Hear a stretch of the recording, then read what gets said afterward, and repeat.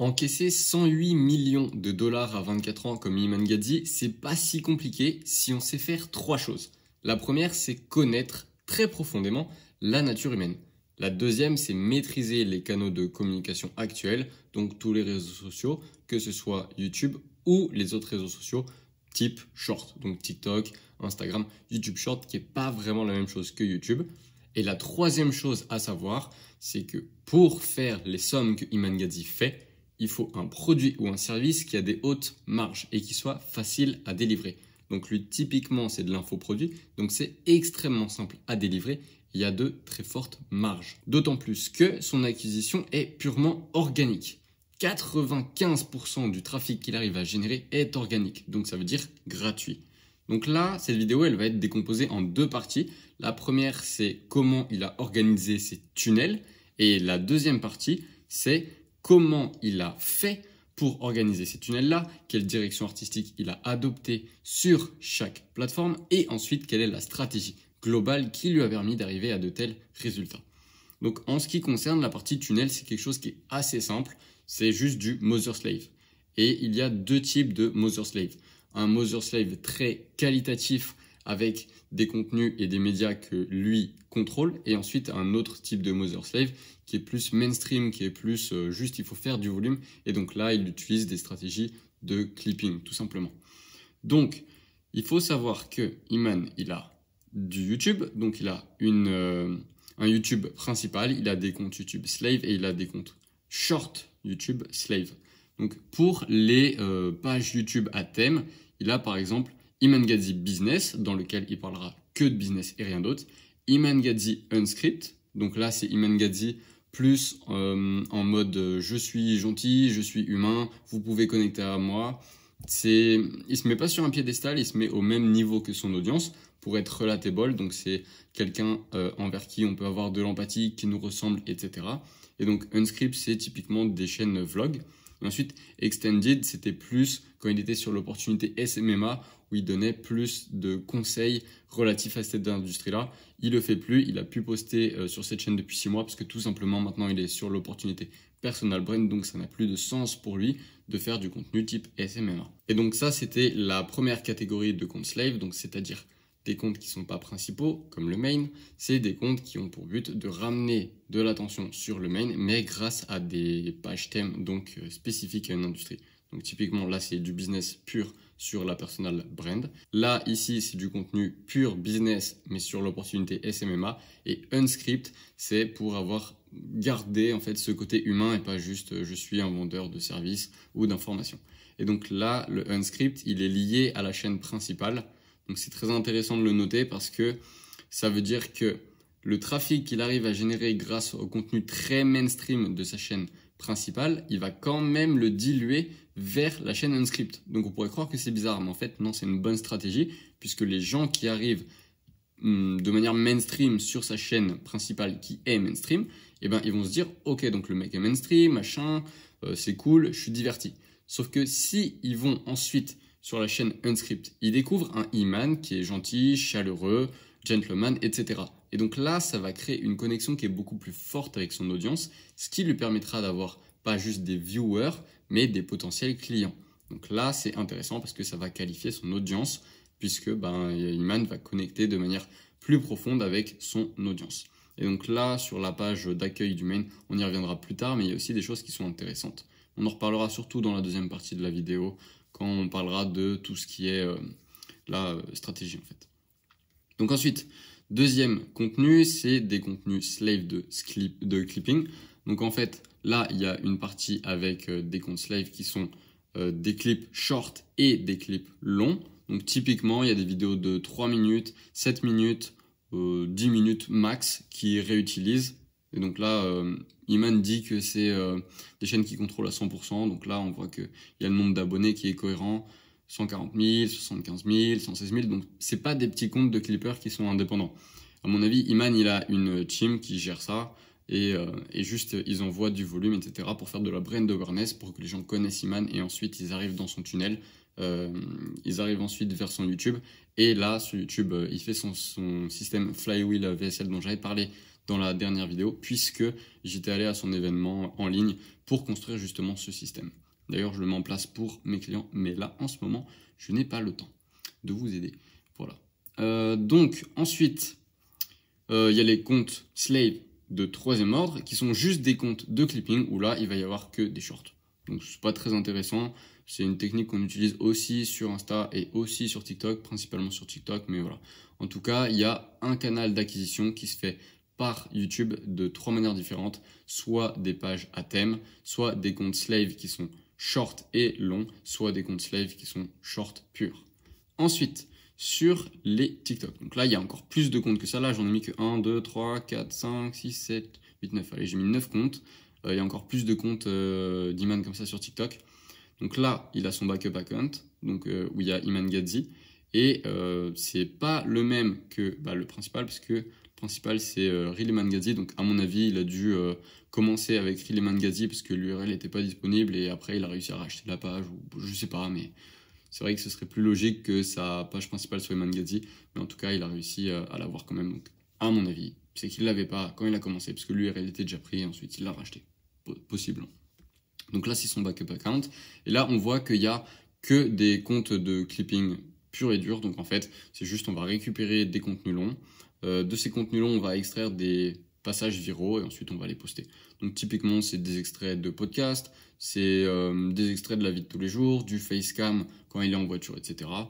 Donc voilà, ça c'est juste du clipping, c'est juste aussi pour faire de la brand awareness, parce que de toute façon, sur TikTok, l'audience, elle n'est pas très qualifiée. Ensuite, il y a ces comptes slave sur Insta. Donc là, il y a 3 types de comptes. Il y a les comptes slave de clipping, donc qui sont des comptes comme sur TikTok et comme sur YouTube. Donc là, en fait, c'est juste, on va récupérer des shorts de Iman et on va les reposter. Et ensuite, on redirige tout vers le compte principal. Donc là, avec l'arobase du compte dans la bio.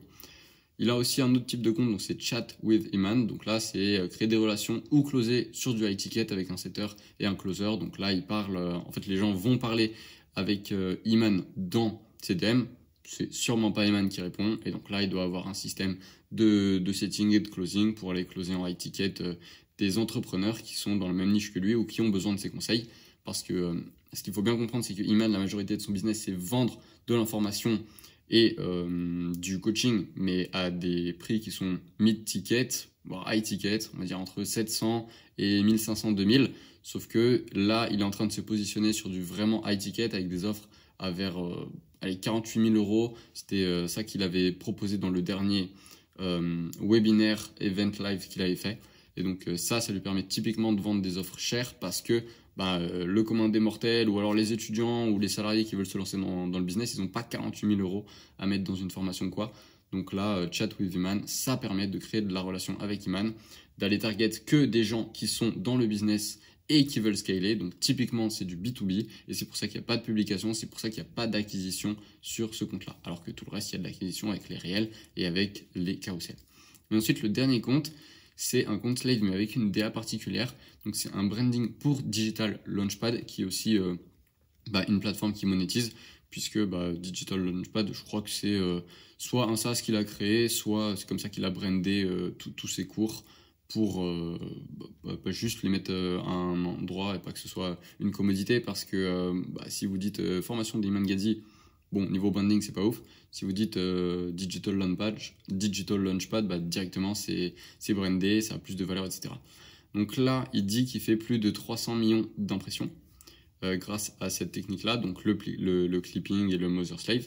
Et en fait, tout ce trafic-là, donc, qui est généré de YouTube short et long, mais version slave, pareil pour TikTok et pareil pour Insta, il ramène ensuite tout ça vers ses comptes principaux. Donc, compte principal numéro 1, c'est Iman Gadzhi. Et donc là, il met des carousels et il fait très peu d'acquisitions réelles d'ailleurs. Et ensuite, là, c'est juste typiquement la même DA que sur les comptes slave. C'est juste que c'est son compte principal, donc c'est là qu'il a le plus d'abonnés. D'ailleurs, un truc intéressant, c'est qu'il met Find Me on IG. Donc pourquoi ? Parce que s'il met le bouton ou s'il met un lien, le filtre n'est pas assez fort, la friction n'est pas assez forte pour aller rejoindre ensuite son Instagram. Donc comme l'audience est très peu qualifiée sur TikTok et qu'il veut un bon ratio interaction follower sur son IG, c'est pertinent de filtrer les gens, donc de mettre une friction, parce que si vous mettez Find Me on IG, ça veut dire que les gens, ils doivent aller sur Instagram, qu'ils doivent taper Iman Gadzhi, qu'ils doivent trouver le bon compte et ensuite follow. Ce qui est beaucoup plus compliqué que juste cliquer sur le bouton Instagram ou juste cliquer sur le lien Instagram et ensuite aller follow Iman. Donc là, c'est un bon filtre. Et ensuite, tout ça, tout est encore filtré pour aller sur le YouTube qui est vraiment sa machine d'acquisition. Et donc c'est là qu'on va parler plus en détail, donc dans la page suivante, de comment il fait son acquisition et comment il a structuré sa stratégie. Donc niveau stratégie, on va avoir beaucoup de choses. Et ce qui va être intéressant, c'est justement de décortiquer comment il a mis en place une stratégie pour lancer un événement. L'événement en question, c'était 8-figure personal branding, donc comment lancer sa personal brand pour aller taper les centaines de millions. Et donc là, ça va être intéressant de voir comment il a mis en place cet événement parce que c'est comme ça qu'il monétise de manière très très efficace. Parce que juste faire de la vente de formation, c'est cool, ça rapporte de l'argent, mais si vous faites de la vente de formation grâce à des événements en ligne, ça a beaucoup plus de valeur parce qu'il y a la scarcity, parce qu'il y a l'urgency et parce qu'il y a tout un branding spécifique qui est mis en place avec une stratégie de com spécifique, ce qui fait que les gens sont beaucoup plus enclins à passer à l'action ensuite, puisqu'ils ont été mis dans une bulle d'endoctrinement en quelque sorte. Et la stratégie d'Iman, c'est voilà où vous en êtes, voilà ce que le système veut que vous soyez. Il faut vraiment pas que vous suiviez le système parce que bouh, ils sont méchants, l'école, etc. Donc moi, je vais vous dire vraiment les puppet masters, donc les gens qui vous manipulent, qu'est-ce qu'ils font pour que vous soyez un bon salarié, un bon étudiant et que vous ratiez votre vie pour que vous travaillez pour le système. Ça, c'est sa stratégie. Et donc pendant ces événements digitaux, il va dire bon bah voilà ce qu'ils font, voilà ce qu'ils veulent que vous fassiez et voilà la vie que vous voulez avoir. Sauf que tout ça, c'est pas compatible parce que la vie que vous voulez avoir dans le système actuel des Puppet Masters, ça va pas marcher. Donc moi, je vais vous montrer vraiment tous les glitches, tous les hacks qui vont vous permettre d'avoir la vie de rêve et de sortir du système que les Puppet Masters ont construit pour pas que vous viviez votre vie de rêve et pour que vous travailliez pour les enrichir.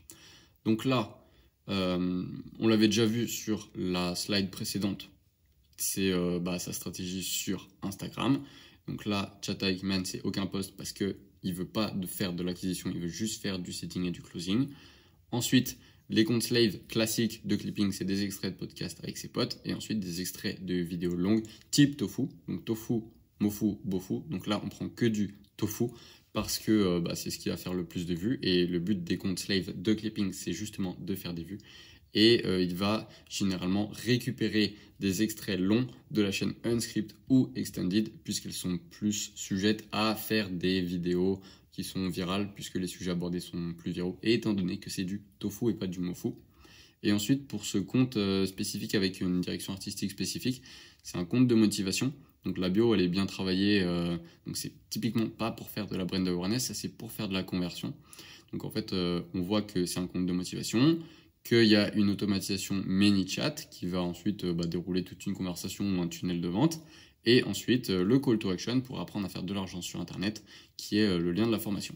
Donc là, il y a une direction artistique qui est notable. On voit que Iman est toujours sérieux. Vous avez qu'à regarder le compte, mais on voit qu'il n'est pas en train de monter sur un cheval ou il n'est pas en train de faire du quad ou quoi que ce soit. Il donne vraiment de la valeur. Donc c'est du contenu qui est motivationnel, mais aussi mofu. Donc j'apporte de la valeur à l'audience.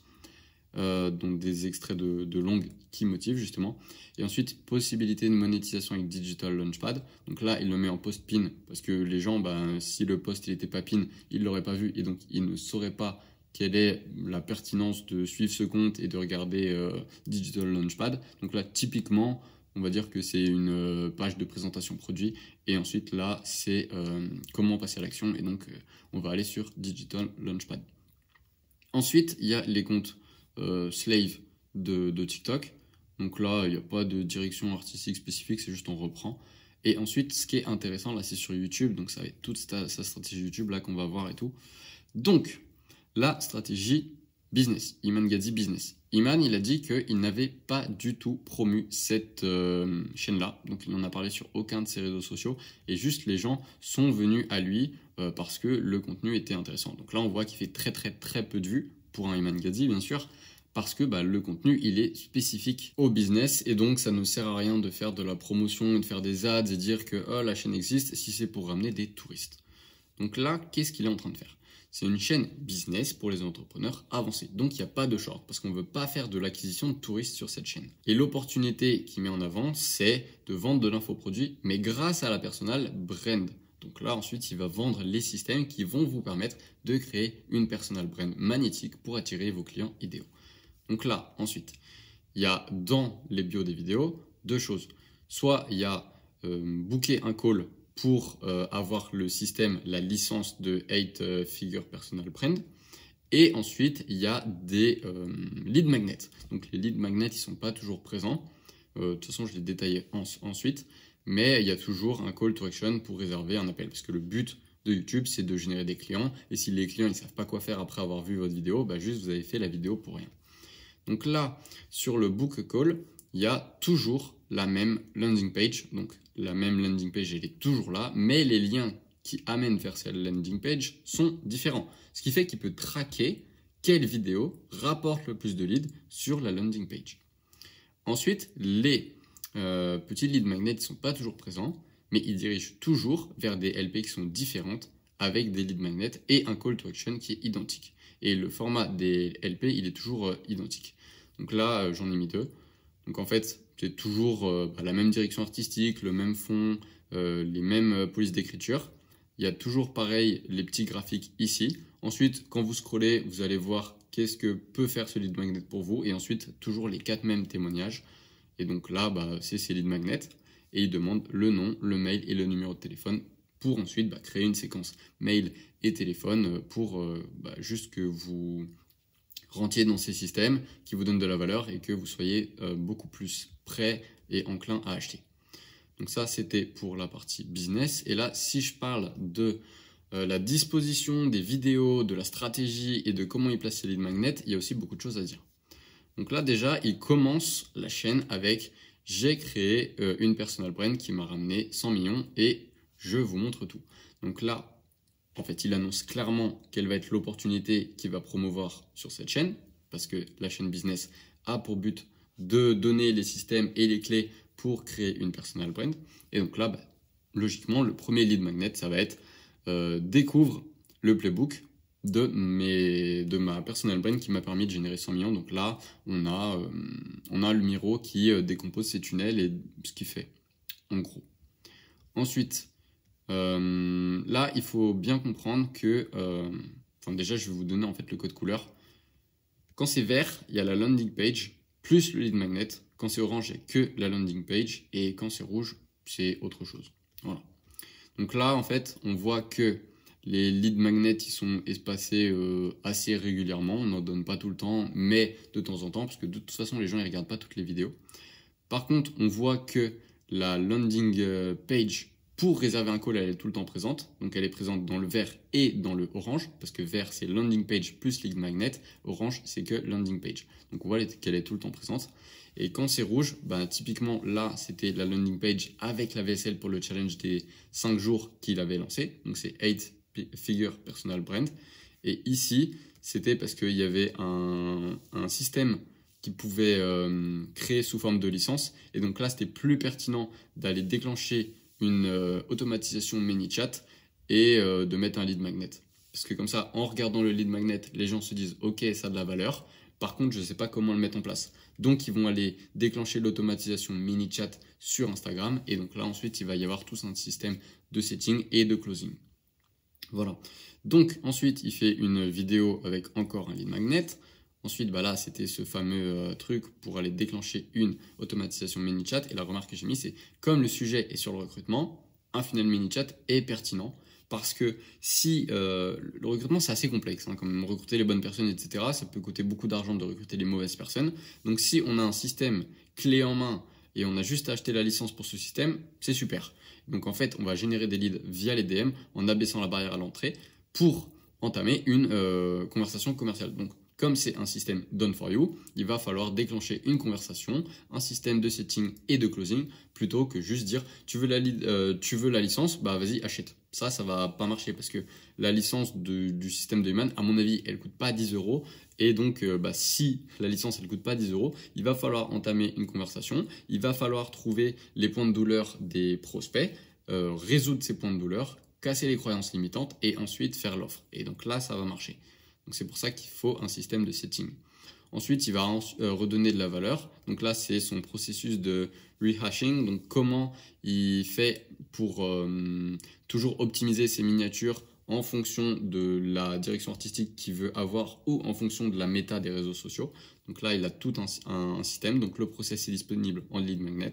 Ensuite, ça continue et on voit qu'il y a toujours des lead magnets qui sont assez présents, qui sont toujours dans l'univers de la personal brand pour que les gens aient confiance en Iman sur cette nouvelle opportunité-là et ensuite qu'ils puissent closer en high ticket. Ensuite, la chaîne Unscript. Donc là, c'est une chaîne vlog, donc behind the scenes, pour se connecter avec Iman en tant que quelqu'un qui est relatable. Donc relatable, c'est quelqu'un avec qui on peut avoir de la compassion, on pourrait parler avec lui comme un ami, et c'est pas juste Iman sur un piédestal qui te dit bon bah j'ai fait 100 millions et toi t'es une merde, toi tu peux pas me parler, etc. Non, là il veut vraiment connecter avec l'audience. Donc là, il va aussi pas faire de shorts parce que les shorts ça va attirer les touristes. Et ensuite, quelque chose qui est intéressant, c'est qu'il va faire l'introduction de personnages secondaires ou utiles pour faire du share for share. Donc typiquement, les gens avec qui il pourrait partager son audience en faisant un podcast, il va les mettre dans les vidéos de cette chaîne-là, donc la chaîne Iman Gadzhi Unscript, ce qui va permettre de mettre en avant ces gens-là sur son audience et ensuite, par principe de réciprocité, comme ces personnes-là ont été mises en avant sur l'audience d'Iman, il aura plus de chances de leur dire et de leur proposer un podcast par la suite et les gens les accepteront parce qu'il y a ce fameux principe de réciprocité. Donc là, cette chaîne-là, elle est linkée à la chaîne principale pour les raisons que j'avais exposées précédemment. Ensuite, la chaîne Extended. Donc c'est la chaîne sur le contenu entrepreneurial et sur le business model d'agence SMMA. Il n'y a pas de short encore une fois parce que on veut pas de touristes, mais il poste plus depuis 6 mois. Là, on voit que le Calendly sur sa page d'accueil, il marche plus en fait, il est non valide. Et en fait, ça veut juste dire qu'il est passé à une autre opportunité. Ensuite, il y a les autres comptes de clipping. Donc, les comptes de clipping, il y a des vidéos et il y a des posts. Donc, pour les extraits de vidéos, on voit que c'est des extraits de 1 à 2 minutes des formats longs. Donc, voilà, simple. Ensuite, là, pour les shorts, c'est que des extraits de podcasts ou de vidéos. Et pour les chaînes qui ont des posts, là, c'est des questions pour récupérer de la data sur l'audience. Bon, ils ont arrêté de poster il y a 2 ans, donc c'est que ça devait pas être pertinent et qu'ils avaient assez de data parce que Iman connaît très très bien son audience quand même. Donc là, voilà, c'était la partie stratégie sur le Mother Slave, etc. Donc là, on voit que de Insta à TikTok, les contenus sont similaires avec une stratégie de recyclage cross-platform et c'est également le cas entre TikTok et YouTube et de manière générale, en fait, toutes les plateformes sont optimisés pour le cross-platform, pour le recyclage de contenu. Ensuite, là, il y a toute la partie ensuite tunnel, il y a la partie analyse de compte, donc un par un, le Insta, le TikTok, le YouTube, la partie des vidéos, comment il fait ses tunnels, pourquoi, etc. Ça, ce sera le sujet d'une autre vidéo, parce que là, ça commence à être un petit peu long, et déjà, il y a assez de data, donc déjà, implémenter ça, et puis on se revoit plus tard.